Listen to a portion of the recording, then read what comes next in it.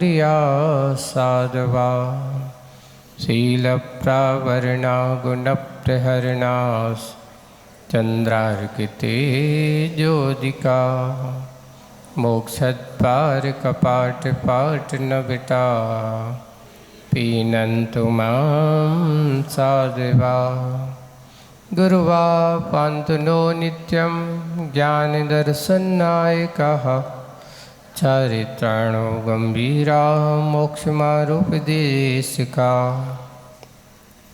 इच्छाएं बनते आयुर्भक्ति काउ सगो कौतुसालुच्यम समज्ञान समदस समचरजत्ताणम पंचविहाचानम आर्यानम आराधे सदनानुदेशानम वज्रयानम तिरुगुलपालनयानम सभ्यसाऊढ़म चयनिचकालम पंचमी पूजमी वंदामी नमंसामी दुखको कमको बोइलाऊ सुगई गमनम समाहि वर्णम जिन गुण संपत्ति हो मच्चम नमो वरिहंताणम नमो सिद्धाणम नमो आयर्याणम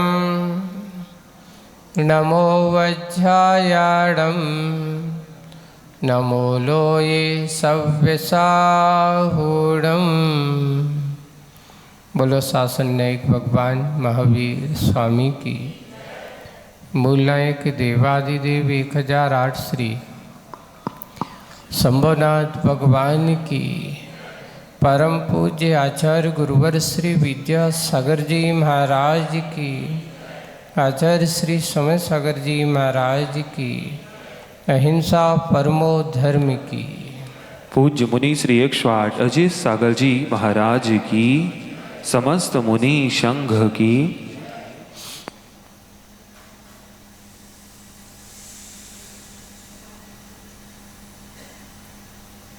मनुष्य के जीवन में अगर सबसे बड़ी विशेषता ये है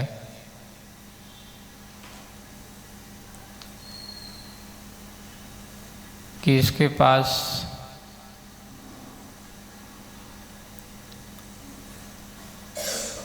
आशाओं का इच्छाओं का भंडार भरा पड़ा हुआ है।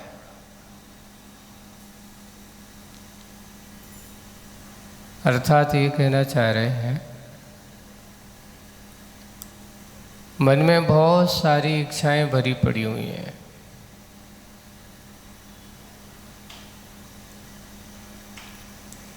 और ऐसा नहीं है कि एक इच्छा अगर इसकी पूरी होती है तो ऊपर दूसरी इच्छा इसकी हो ही ना, ऐसा हो नहीं सकता।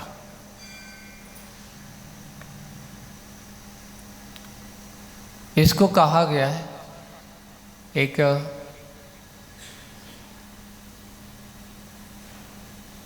प्रकृति में जैसे घास होती ना, है ना, या ये कहो अपने यहाँ एक और वो आती है अंगूर की बेल भी कहा जाता है। उसका उदाहरण नहीं मिलता है कि आप जितने जितने उसको छांटते जाओगे उतनी उतनी और दिशाएं उसकी क्या है, बढ़ती चली जाती है। एक और है, ऐसा सुनने में आया था कि चने की जो फसल होती है ना, चने की फसल, तो जब वो पेड़ थोड़ा सा बड़ा होता है तो ऊपर की कोपल को खोद दिया जाता है। लोग भाजी बना लेते उसकी, लाते हैं चने की भाजी बना देते हैं, तो उसकी छोड़ देते। जैसे ही खोदते हैं तो वहाँ से अनेक शाखाएं और पैदा हो जाती हैं। वो पेड़ और 4-5 शाखाओं को एक शाखा निकालते हैं तो वो कितनी शाखाएं पैर करके कहते हैं। जो पेड़ से भाजी को खोद दिया जाए, चने के पेड़ को उससे निकाल ली जाती है, तो उसकी शाखाएं जितनी बड़ी होंगी उतने फल ज़्यादा लगेंगे। ऐसी प्रकृति की सद्यता है कि अंगूर की बेल को जितना छांटोगे उतनी उतनी और उसकी पेड़ और लताएं बढ़ती चली जाती हैं, उतनी और बढ़ती चली जाती है, वो अंत को प्राप्त नहीं होती है। ये मत सोच लें कि अब इसको आपने छांट दिया तो कम हो गई, नहीं। कल सुबह देखोगे आपसे जितनी तुमने छांटी उससे 4 गुनी और बड़ी मिलती है। वैसे ही अंगूर की बेल की तरह होती हैं आदमी की इच्छाएं। जितनी जितनी तुम उनको छांटते जाओ उतनी उतनी और वे बढ़ती चली जाते हैं। इनको पूरा करने की कोशिश करोगे तो तुम्हारा जीवन पूरा हो जाएगा, पर इच्छाएं कभी पूरी नहीं होगी। बस यही विशेषता है इस मनुष्य के जीवन की। और फिर बाद में ये भी मत कैसे कह रहे कि अकेले मनुष्य की यही दशा है, देवों की भी यही दशा है, त्रिंचों की भी यही दशा है, और नारकियों की भी यही दशा है। लेकिन अंतर इतना है कि कुछ इच्छाएं बहुत होती तो हैं पर पूरी नहीं कर पाते। एकमात्र अपने यहाँ लिखा है कि 4 गतियाँ हैं, 4 गतियाँ हैं, उसमें से 2 गति ऐसी हैं जहाँ इच्छाएं तो पूरी बहुत भरपूर होती हैं पर वो कभी पूरी नहीं होती। 2 गति ऐसी है जहाँ इच्छाएं होती हैं, जैसे एक मनुष्य गति है, थोड़ी बहुत पूरी कर लेता है लेकिन उसके साथ और 4 गुनी और इच्छाएं पैदा कर लेता है। देव गति एक ऐसी है कि वहाँ जो चाहो वो मिलता है लेकिन फिर भी संतुष्ट नहीं होता, किसी प्रकार का कोई अभाव नहीं है। अपने यहाँ 2 प्रकार के सुख का वर्णन किया गया है, एक इंद्रिय सुख और एक आत्मिक सुख। सुख कितने प्रकार का होता है? 2 प्रकार का, एक इंद्रिय सुख और एक आत्मिक सुख। इंद्रिय सुख का अगर लिखा है आगम में, पूर्णता अगर इंद्रिय सुख देखा जाता है तो स्वर्गों में देखा जाता है, यानी तुम्हारे पास पूर्ण इंद्रिय सुख भी नहीं है। लेकिन आत्मिक सुख अगर कहीं देखा जाता है संपूर्ण रूप से, पूर्ण रूप से, तो सिद्धों के पास ही देखा जाता है। इंद्रिय सुख स्वर्ग में तो आत्मिक सुख सिद्धों में। यानी हमारे पास जो सुख है ना तो पूर्ण इंद्रिय सुख है और ना पूर्ण रूप से आत्मिक सुख है। बस अंतर इतना है कि एक साथ कोई भी सुख पूरा मिलने वाला नहीं है। कैसे मिलता है बताओ, कैसे प्राप्त होगा? एक उदाहरण लेते हैं, ये बताओ, कुआं कोई खोदता है तो एक गैती चलाओ तो कुआं खुद जाता है क्या? खोदने वाला एक बार सीधा कर दे पूरा कुआं खुद जाए, ऐसा कोई नहीं है। अरे आज के आधुनिक मशीन भी ले लो तो भी वो भी एक बार में करने वाला नहीं हो सकता। उसके लिए भी कई दिन पुरुषार्थ करना पड़ता है। एक एक करके हुए उन मजदूरों से पूछना जिसने पानी के लिए कुआं खोदना प्रारंभ किया है, महीनों लग जाते हैं कई जगह तो, खोदते खोदते खोदते खोदते एक एक करके मिट्टी को बाहर फेंक रहा है, महीनों लग जाते हैं। और महीनों लग जाने के बाद जब थोड़ी सी नमी दिखती है तो प्रसन्न हो जाता है, पानी का स्रोत आने वाला है। वह प्रसन्न हो जाता है कि चलो पानी का स्रोत आने वाला है। खोदता चला जाता है, पानी की एक छोटी सी धार दिखाई देती है। एक छोटी सी धार आते ही उसको लगता है कि वाह, हमारी मेहनत क्या हो गई, सफल हो गई। उसको ऐसा लगता है कि मैंने मेहनत की, मेरी मेहनत सफल हो गई कि कुएं में पानी की धार मुझे मिल गई, फिर भी कहता है कि एक में संतुष्ट नहीं करना, और 2-4 मिल जाएं, जिससे हमारे कुएं का पानी कभी क्या ना हो, समाप्त हो। थोड़ी सी आजू बाजू और खोदता है और प्रसाद करता है, मिल जाती है। पर इतना यही कहूँगा, ऐसी ही दशा ये संसारी प्राणी की होती है। आत्मिक सुख एक भाव में मिलने वाला नहीं है कि तुम कहो कि जैसे अपने वो कुआं खोदने वालों को कितनी मिट्टी निकालते निकालते गहराई में जाते जाते जाते जाते तब एक छोटी सी धार मिलती है, वैसे ही बंधुओं अपने यहाँ ये लिखा है कि ना जाने कितने भव में हम ऐसे अपने श्रद्धान के साथ, सम्यक दर्शन के साथ पुरुषार्थ करते हैं और अपनी इस कर्म रूपी मल की या कर्म रूपी इस परतों को तोड़ते चले जाते हैं, तोड़ते चले जाते हैं, निर्जरा को प्राप्त होती चली जाती हैं। कितनी कर्म की गहराई है कोई पता नहीं है। जिस दिन पूर्णता खोदते खोदते खोदते खोदते तुम अपने उस लक्ष्य को प्राप्त हो जाते हो, समझ लेना यही तुम्हारी जीवन की सबसे बड़ी उपलब्धि है। जैसे कुआं खोदने वाले को पानी मिल जाने के बाद वो आनंद का अनुभव करता है, वैसे ही संसार में संसारी आत्मा की दशा भी वैसी ही है कि जिस समय उसे आत्मिक सुख की प्राप्ति हो जाए वह सबसे बड़ी उसकी उपलब्धि मानी जाती है। ये जो सुख आपके पास है, हम जिनमें बहुत अच्छे से रमे बैठे हैं, जिसको हम मान रहे हैं कि मैं तो बहुत सुखी हूँ, ये सुख नहीं है। इसको हमारे आचार्यों ने सुखाभास कहा, जो कुछ क्षण के लिए मिलता है बाद में फिर आकुलता पैदा कर देता है। इसको सुखाभास कहा है। सुख के आभास को सुख मत समझिए। सुख तो वह है जो एक बार प्राप्त हो गया तो पुनः दुख की बात ना हो, वही आत्मिक सुख है। इंद्रिय सुख क्षणिक होता है, पर आत्मिक सुख क्षणिक नहीं, शाश्वत होता है। अब कौन सा सुख चाहिए तुम्हें, क्षणिक वाला कि शाश्वत वाला? हम क्षणिक में इतने रम जाते हैं कि महाराज शाश्वत सुख को ही भूल जाते हैं। बंधुओं, ये सांसारिक सुख की कल्पना करना,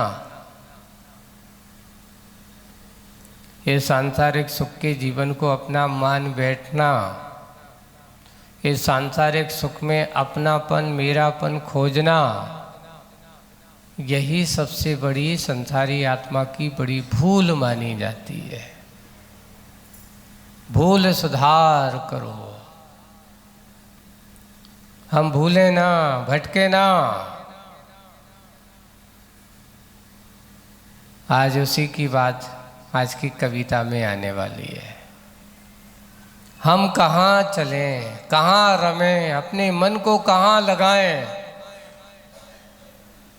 हमारा मन किसमें रमण हो, हमारा मन किसमें लगना है, लगे। आज की कविता है जिसका शीर्षक है नरम में ना रम। नरम में ना रम, ना को अलग कर दे और फिर रम। पढ़ते हैं अपन। अब वो किसी दूसरे को नहीं है, ये कविता किसी दूसरे को नहीं है। ये सोचना कि ये मेरे लिए लिखी जा रही है, हमारी अपनी कविता है। अपने अपने पास आपका मन है कि नहीं, ये बताओ। सबका अपना मन है कि नहीं? अपने पास सबका अपना अपना मन है।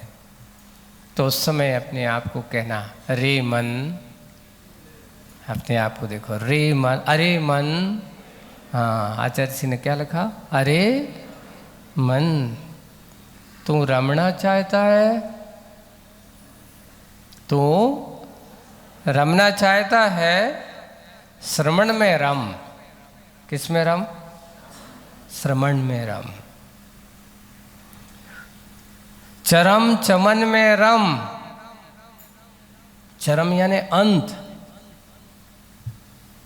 चरम का अर्थ क्या है यहाँ पे? जिसके बाद फिर कोई आना जाना ना हो। समय सार की अनुभूति आपको हो रही है, समय सार का रहस्य आज आपको मिल रहा है। कहाँ? श्रवण में रम, चरम चमन में रम, सदा सदा के लिए, हमेशा हमेशा के लिए। परम नमन में रम। अब यहां देखियो, परम नमन में रम, चरम में, चरम सुख कहाँ? अब आप देखिए, चरम के दो अर्थ यहां मिल रहे हैं आपको। चरम में, चरम सुख कहाँ? अब आप देखो, ये चरम क्या है? ये चमड़ा जो शरीर है, इसको भी चर्म कहा। चाम के अंदर जो छुपा हो सो उसका नाम चर्म है। एक ये अर्थ भी होता है। फिर चरम में, चरम सुख कहाँ? जो अंतिम है। चरम का अर्थ अंतिम भी होता है। चरम सीमा पर पहुंच गए, अपन क्या कहते हैं? चरम यानी अंतिम सीमा पर हम पहुंच गए। चरम में चरम सुख कहाँ? यानी देहिक सुख वहां नहीं होता। सिद्धों के पास कौन सा सुख है? देहिक के आत्मिक। वहां देह के सुख की कोई बात नहीं, क्योंकि जहां देह नहीं विदेही हैं, ऐसे वहां चरम सुख कहाँ? इसलिए अब स्वप्न में भी भूल कर, स्वप्न में भी भूल कर, नरम नरम में ना रम, ना रम, उसमें ना। आज मुलायम मुलायम चीज अच्छी लगती है ना? मृदु मृदु चीज अच्छी लगती है, नरम नरम अच्छी लगती है, गरम गरम अच्छी लगती है। पर आज की कविता का सार यह है कि अपने मन से संबोधन करो, अपने मन से कहो, अरे मन, तुझे रमना है तो कहाँ रमो? सबसे पहले श्रवण में रम। श्रवण आपको जो दिखाई दे रहा है, श्रवण कौन है? जो आत्मा के श्रम में लगा हो सो उसका नाम है श्रम। बाहर के श्रम में लगा हुआ वो श्रम नहीं, वो श्रमी तो है पर श्रवण, रमण तो आत्मा में होता है। लीनता आत्मा में होती है, बाहर के कामों में लीनता नहीं होती, कहीं ना कहीं गृद्धता होती है। आप अगर कोई भी बाहर की वस्तुओं में, बाहर के कार्यों में लगे हो तो उसमें कहीं ना कहीं गृद्धता का कार्य है, आसक्ति का परिणाम है। लेकिन जिस दिन तुम सारी आसक्ति और बहिर्मुखता को छोड़ करके अंतर्मुखता की ओर अपनी दृष्टि करते हो तो उसका कहा गया आत्मरमण। श्रवण कौन सा काम करते हैं? श्रवण वो होता है कि संसार के बाह्य श्रम को छोड़ करके आत्मा के श्रम में अपने आप को लगा लेता है, अपने आप के श्रम में लग करके आत्म ध्यान की क्रिया में लीन हो जाता है, उसका नाम है श्रवण। इसलिए किस में रम? ऐसे जो आत्मा की क्रिया में लगे हुए ऐसे श्रवण हैं जिनका मात्र उद्देश्य क्या है? आप लोग उनके बारे में, ऐसे श्रवण के बारे में क्या बोलते हो? विषयों की आशा नहीं जिनको साम्य भाव धन रखते हैं, निज पर के हित साधन में जो निस दिन तत्पर रहते। स्वार्थ त्याग की कठिन तपस्या बिना खेद जो करते हैं, ऐसे ज्ञानी साधु जगत के दुख समूह को हरते हैं। ये है हमारे कौन? साधु कहो, श्रमण कहो, यति कहो, मुनि कहो, अनगार कहो। कितने नाम हो गए? साधु किसे कहते? आत्मनम साधती इति साधु। नागाराः विद्यते इति अनगाराः।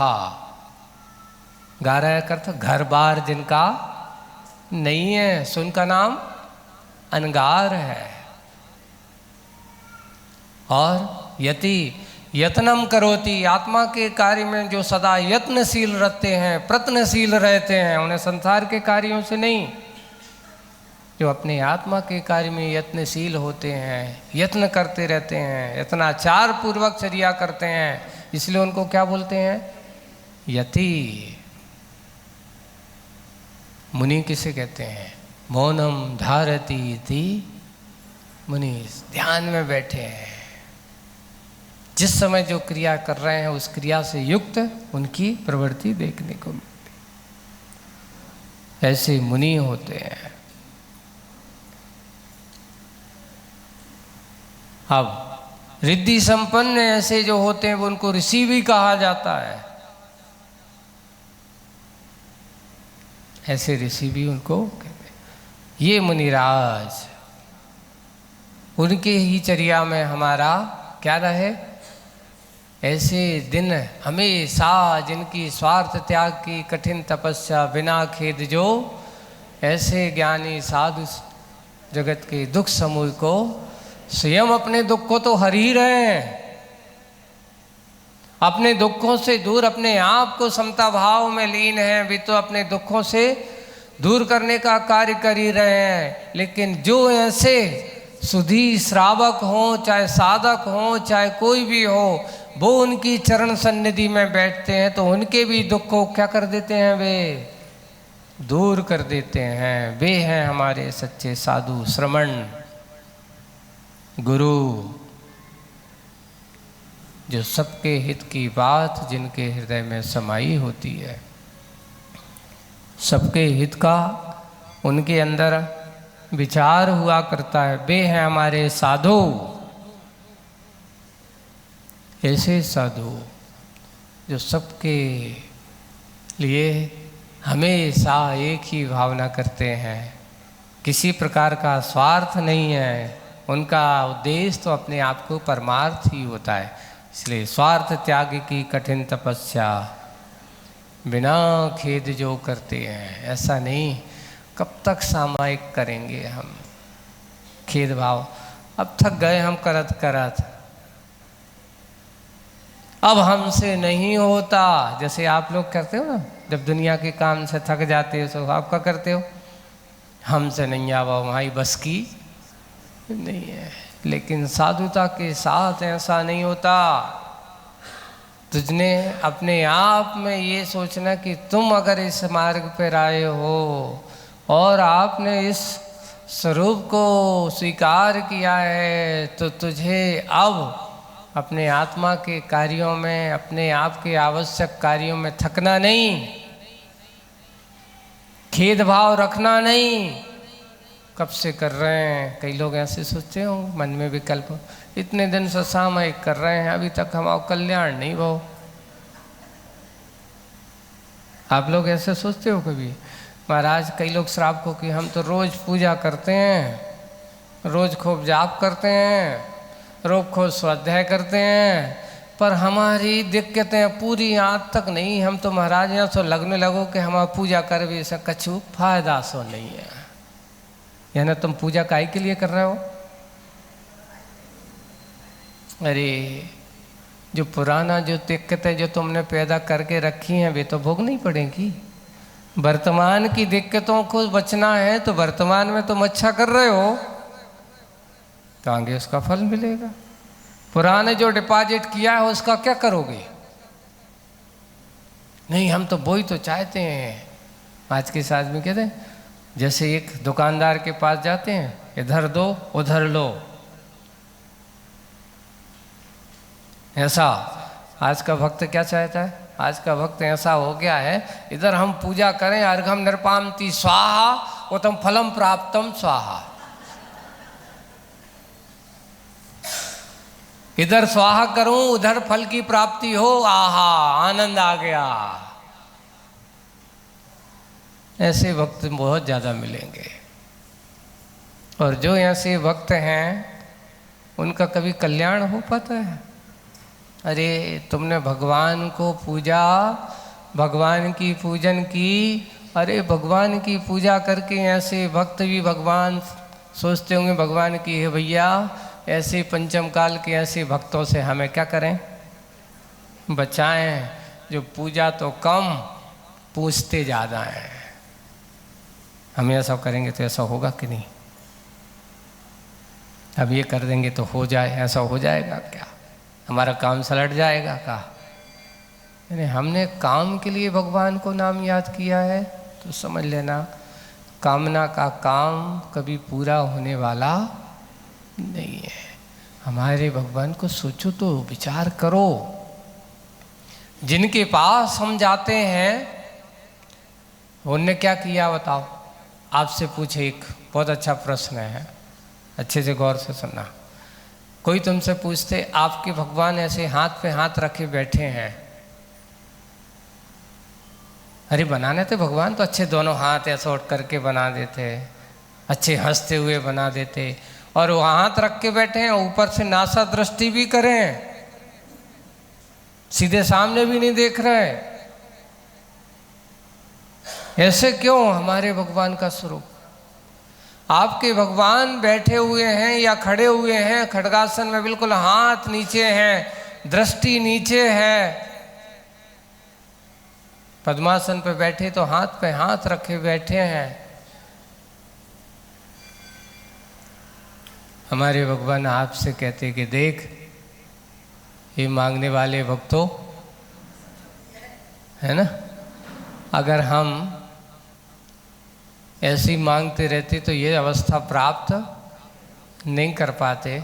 अरे जो हम सब छोड़ छाड़ करके बिल्कुल जब तक हम ऐसे बैठे, जितना करने योग्य था खूब किया इन हाथों ने, अब मुझे कुछ नहीं करना, सब कुछ कर चुके। इसलिए हमारे भगवान हाथ पे हाथ रख के बैठे हैं, कृतकृत्य हो गए, ये लक्षण बताया जाता है। अब उनको कुछ भी करने योग्य नहीं रहा। अब आप क्या करना चाहते हो उनके पास जा करके? हमारा ऐसा काम कर दो भगवान, है ना, हमारा ऐसा काम करा दो भगवान। हमारे भगवान कहते हैं ना मैं करने वाला हूँ ना कराने वाला हूँ, करने और कराने वाला तेरा अपना कर्म है। जो अच्छा करता है तो वो भी तुम्हारा वही करता है, और बुरा करता है तो वो भी तुम्हारा अपना कर्म करता है। कोई भी किसी का कुछ करता नहीं है। मैं आप एक दिन बताने वाला था, 3 चीज़ें संसार की मुख्य आधारशिला अगर बनी है तो 3 चीज़ों पर, कर्तृत्व, भोक्तृत्व और स्वामित्व। आप कोई भी चीज ले लो, आपके पास किस भी हो, संसार की अगर पूरी की पूरी पृष्ठभूमि या ये कहो कि संसार की रचना अगर होती तो इन 3 के ऊपर होती। मोक्ष की रचना भी अगर होती तो सम्यक दर्शन ज्ञान चारित्र से होती है। तो यहाँ संसार की भी परिकल्पना अगर होती है तो कर्तृत्व, भोक्तृत्व और स्वामित्व पर होती है। कैसे? कर्तृत्व, मैं इसका करता हूँ, मैं नहीं करूँ तो ये काम नहीं होगा, ऐसा सोचा करता है। मैं ही इसका भोक्ता हूँ, कोई दूसरा इसमें हाथ नहीं लगा सकता। जबकि वो सोच होने के कारण से ऐसा है, होता उसका कभी नहीं है। आज तक ये बताओ, जिस जमीन को तुम अपना मान के बैठे हो, वो जमीन कोई लेके गया? कोई नहीं लेकर। यहाँ तक कि तुम तो अभी के हो, युग के आदि में आदिनाथ भगवान का बेटा जो भरत चक्रवर्ती था, वो भी इस पूरी 6 खंड की अधिपति का स्वामी था। कितने खंड का? तुम तो अभी कितनी ज़्यादा से ज़्यादा कितनी जगह होगी तुम्हारे पास? 100-200 एकड़ होगी, और कितनी होगी? ज़्यादा है। हो सकता है तुम पूरे गांव के जमींदार होंगे, इतना ही हो सकता है ना, ज़्यादा से ज़्यादा क्या होगा। और लेकिन उनसे पूछा गया, ये बताओ तुम इतनी ज़मीन के, तो उस चक्रवर्ती तो पूरे 6 खंड का स्वामी है, अधिपति है। पूछो उससे कि कितनी लेके गया यहाँ से। यहाँ की एक रेत के बराबर कण भी लेकर के नहीं जा सका, तो आप कर्ता कैसे हो सकते हो? इसके स्वामी कैसे हो सकते हो? पर मान्यताओं के ऊपर भरा हुआ, नहीं मैं ही इसका स्वामी हूं। इसी का नाम संसार है। मैं ही इसका कर्ता हूं, मैं ही इसका भोक्ता हूं। ऐसा भोक्ता हूं तो भोगता रहता है स्वान की तरह। मैं ही इसका भोक्ता हूं, मैं ही इसका कर्ता हूं, मैं ही इसका स्वामी हूँ। इसी का नाम तो संसार है। और कोई किसी बिल्डिंग का नाम संसार नहीं है, कोई बाजार का नाम संसार नहीं है, कोई स्थान का नाम संसार।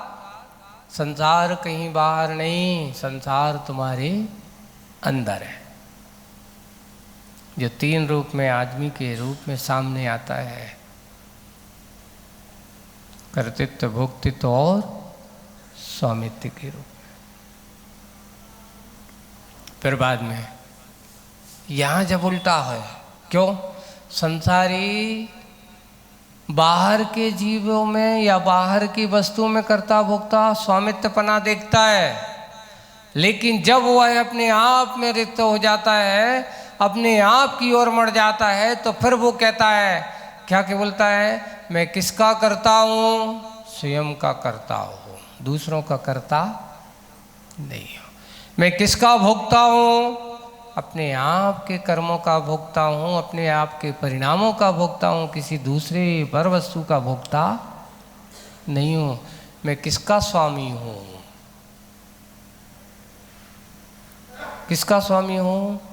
तो बोले कि मैं अपने आत्मा का स्वामी हूँ, इसके अलावा और किसी का स्वामी नहीं हो। अंतर कितना हो गया? एक मोक्षार्थी का और एक संसारी का, एक मोक्ष मार्गी का और एक संसारी।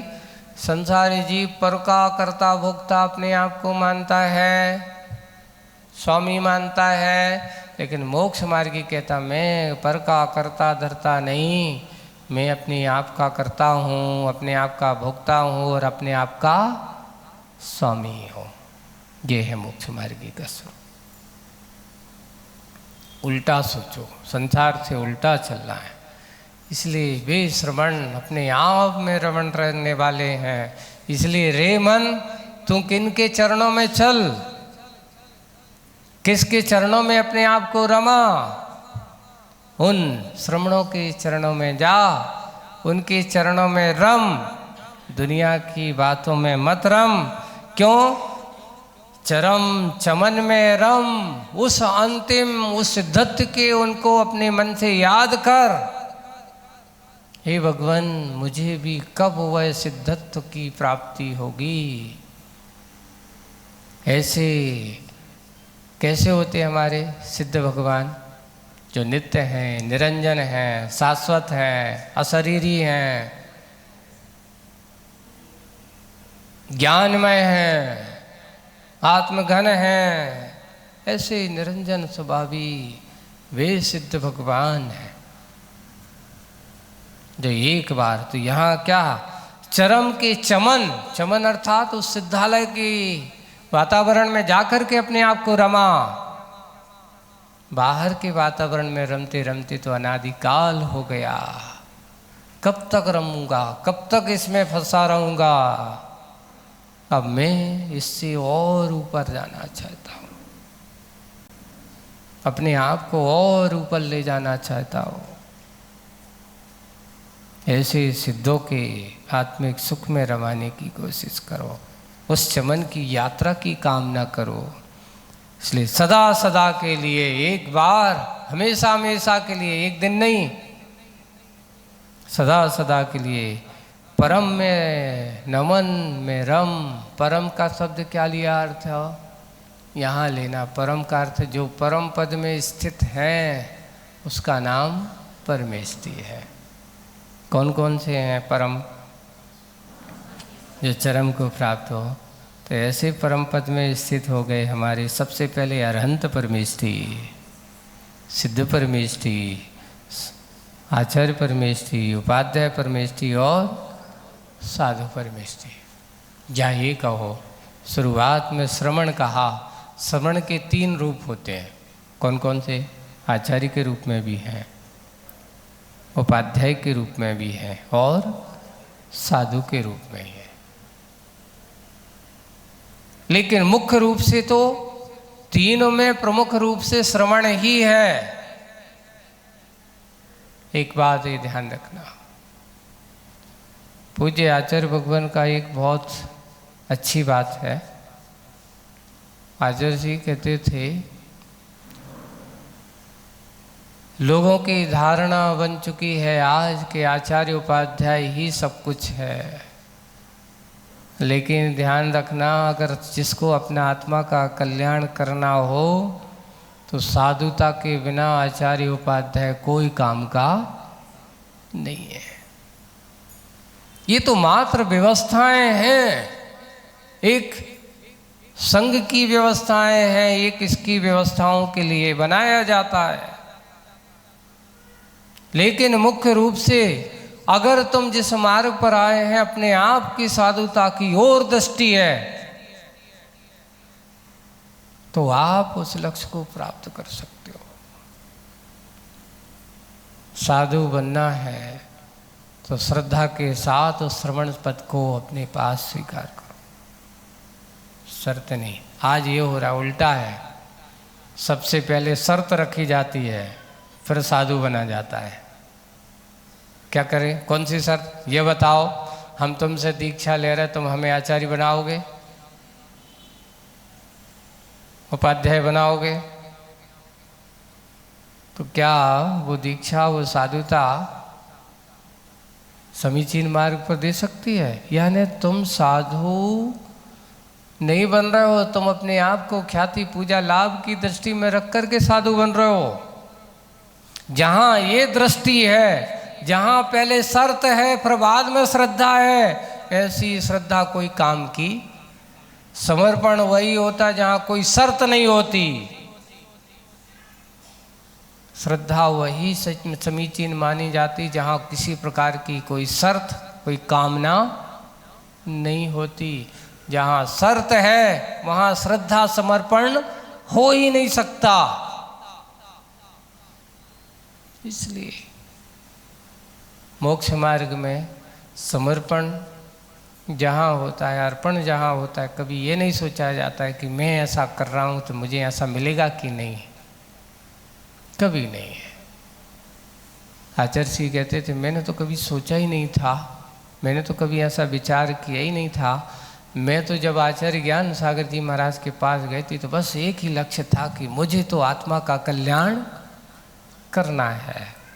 और उन्होंने देते गए, मैं लेता गया, वो पढ़ाते गए, मैं पढ़ता गया। उन्होंने कहा कि अब तुम्हें मुनि बनना है, तो मैंने कहा गुरुजी आपके चरणों में मेरा पूरा जीवन समर्पित है, अब आप जो चाहो वो कर सकते हो। उन्होंने मुझे मुनि बनाया, उन्होंने दीक्षा दी, मेरा उपकार किया, उद्धार किया। और बस उन्होंने कहा कि अब मैं बूढ़ा हो चला हूँ, अब तुझे क्या करना है? ऐसी जैसे तुम श्रवण बने ऐसी ना जाने कितने भव्य जीव आएंगे। भव्य जीवों का कल्याण का उपदेश देना है, और कोई जीव अगर आए तो उनका भी कल्याण का मार्ग प्रशस्त करना है। बस उन्होंने इतना दिया, उन्होंने करके गए, दायित्व तो सौंपा, मैं करता चला गया। कर्तव्य समझ करके करता, कर्तृत्व समझ करके नहीं किया। मैंने तो अपना कर्तव्य समझ करके काम किया है। करते करते इतना विशाल कितने भव्य जीवों को उन्होंने क्या कर दिया? मार्ग प्रशस्त करके अपने आत्मा के श्रवण में, श्रम में लगा दिया, श्रवण बना दिए। इतने विशाल साधु संघ का एक संघ आप लोगों को देखने को, एक साधु बना, उसने इतने सारे साधु बना दिए। ऐसे पूज्य आचार्य भगवान, ये कहलाती है साधुता का सही दर्शन। इसलिए स्वार्थ भाव से परे होकर के निस्वार्थ भावना से ही मोक्ष मार्ग का मार्ग प्रशस्त किया जाता है। वही है चरम सुख में परम में नवन हो, ऐसे परम पद की ओर दृष्टि होना चाहिए, बाहर के पद की ओर दृष्टि नहीं होना चाहिए। वही है हमारी दृष्टि में परम में नमन हो। इसलिए चरम में चरम सुख कहाँ? अब इस देह में भी देह आत्मिक सुख कहाँ? आप शरीर को देख करके, श्रृंगार कर करके, शरीर का पोषण करके, अगर आप आत्मिक सुख की कल्पना कर रहे हो तो भाई इस शरीर में तुझे आत्मिक सुख मिलने वाला नहीं है। आत्मिक सुख चाहिए है तुझे उस परम पद की ओर दृष्टि करना होगी। रे मन किसकी ओर दृष्टि रख? मान सुन, आपके अपने आप को किस में रमाना है? बंधुओं ध्यान रखना, इसको जैसी संगति मिलेगी वैसी ही उसकी परिणति होगी। देखिए एक उदाहरण देकर के समझाता हूँ आपको। पानी की दशा और आपकी दशा बिल्कुल वैसे ही है। एक हम लोगों से प्रश्न पूछते हैं, बताओ पानी का रंग कैसा होता है? हैं? नहीं, अभी तो मिलाने की बात नहीं कर रहा हूं। शुद्ध रूप से पूछा जाए कि पानी का रंग कैसा है, अभी ये पूछ रहा हूं। उत्तर क्या है? नहीं उत्तर नहीं, प्रश्न क्या है? पानी का रंग कैसा होता है? अभी संग की बात बाद में कर रहा हूं मैं, तो बस यही ध्यान रखना, पानी का रंग पानी जैसा होता है। कैसा होता है? उत्तर क्या है? पानी का रंग पानी जैसा होता है, क्योंकि दुनिया में उसके सिवा उसका रंग और किसी से मिलता जुलता नहीं है। अब अंतर कितना है? शुद्ध दृष्टि से देखते जाए तो पानी का रंग पानी जैसा होता है। वैसे ही आत्मा का रंग कैसा होता है स्वभाव से?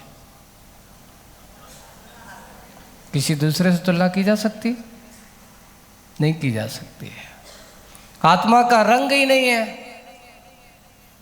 जो जिसका रंग हो ना हो उसको हम रंग में कैसे रपताएं? कैसा रंग होता है?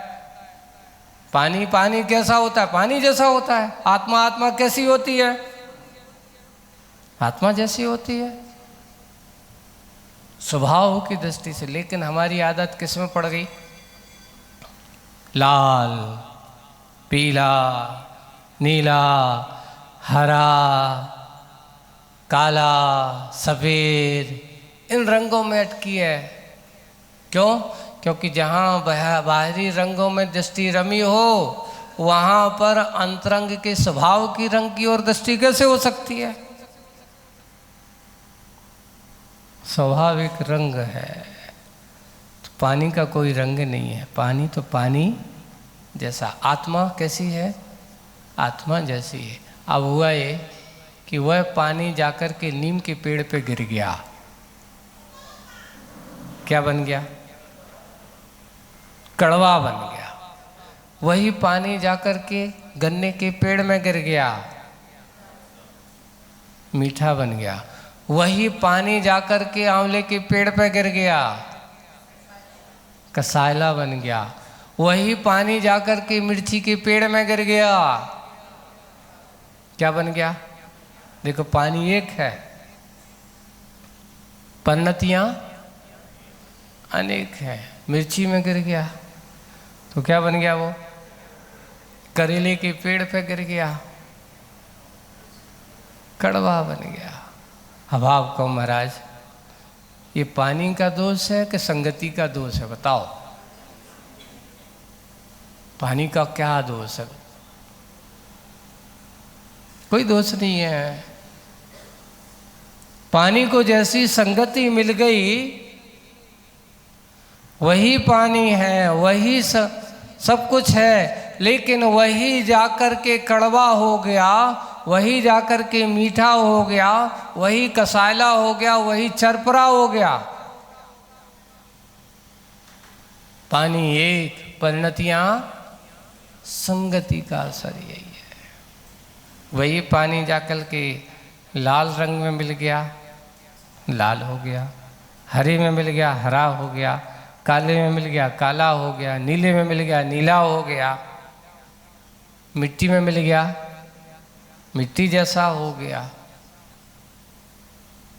रंग है, ये पानी की परिणतियां हैं। वैसे ही उन्होंने लिखा कि जैसी संगति वैसी परिणति, जैसी संगति वैसी परिणति। वैसे ही आपने सोचा कभी, अच्छे ध्यान लगा के आँख के बीच सोचना, मेरी आत्मा की रंग तो ऐसा नहीं है, पर मैं आज गोरा क्यों हूँ, काला क्यों हूँ? मेरा रंग ऐसा क्यों है? मैं इस शरीर वाला क्यों हूँ? आदि आदि ऐसा चिंतन जब हमारा होता है। समय सार कहीं दूसरी जगह नहीं है। समय सार तो अगर देखना है तो तुम्हारे पास ही है, पर हम किताबों में ढूंढते हैं। इतनी छोटी सी कविता तोता क्या रोता में समय सार का पूरा सार बनाए। हे मन, कहाँ रमना है? बाहर नहीं, अपने आप में रम।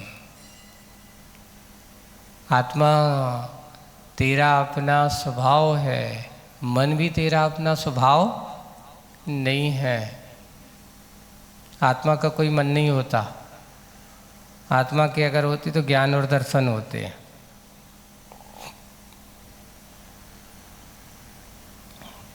पर ये मन कहाँ से आ गया, बताओ?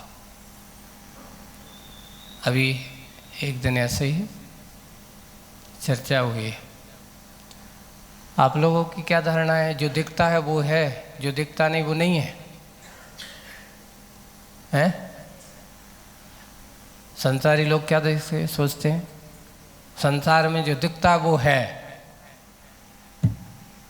जो दिखता नहीं है वो नहीं है। अगर हमारी ये दशा है तो मैं उनसे सबसे पहले प्रश्न चिन्ह में खड़ा करना पड़ेगा। ये बताओ, तुमने अपनी आत्मा को देखा? नहीं देखा, लेकिन अनुभव किया कि नहीं किया? अगर अनुभव नहीं किया तो वो जानता क्यों, बोलता क्यों? ये प्रश्न करने वाला कौन?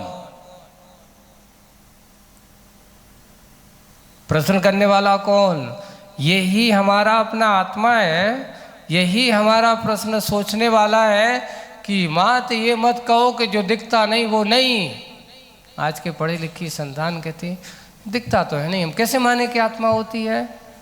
तो मैं उससे कहूँ कि थोड़ी सी ये बताओ, तुझसे अभी हवा चल रही है इतनी सारी, तुमने आंखों से दिखाई दे रही हवा चल रही है? नहीं चल रही, नहीं देखा आपने। अनुभव में आ रही कि नहीं आ रही है? अनुभव में आ रही है। तो ये धारणा मत बनाओ कि जो दिखता नहीं वो नहीं है। नहीं, वो पहले है। आत्मा कभी दिखी नहीं है, लेकिन आत्मा के बिना यहाँ संसार में कुछ भी नहीं है। सब कुछ अगर ज्ञाता दृष्टापना अगर है तो किसके पास है? आत्मा के पास है। अगर शरीर के पास होता तो आत्मा के जाने के बाद तो शरीर को अपना काम करना चाहिए था। इसलिए ज्ञाता दृष्टापना शरीर के पास नहीं, ज्ञाता दृष्टापना किसके पास है? आत्मा के पास। जैसे आत्मा की आयु कर्म पूर्ण होता है, या ये कहो कि शरीर का आयु कर्म तो देखा जाए शरीर का है, आत्मा का कोई आयु कर्म नहीं होता। और पहली बात एक और है, 8 कर्मों में से कोई भी कर्म आत्मा के नहीं है स्वभाव की दृष्टि से। क्यों?